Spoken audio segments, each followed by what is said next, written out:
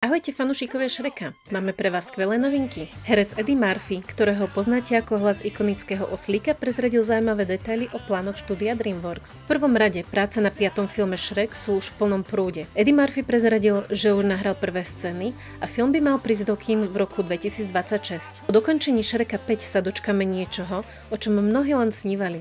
Samostatného spin-offu, ktorého hlavnou hviezdou bude práve oslík. Herec Eddie Murphy prezradil, že film sa zameria na oslíka, jeho dračiu manželku a zaujímavé deti, ktoré sú z polovice draci a z polovice oslíky. Bude to vraj zábavný príbeh, takže sa máme na čo tešiť. DreamWorks má veľmi dobré skúsenosti s filmami tohto typu. Spomente si na úspechy filmov o Kocúrovi v čižmách. Najmä druhý film, Kocúr v čižmách, Posledné želanie, sa stal obrovským hitom a získal tak obdiv kritikov i divákov po celom svete a ukázal, že vedľajšia, no extrémne obľúbená postava je overený recept na úspech. Takže zhraňme si to.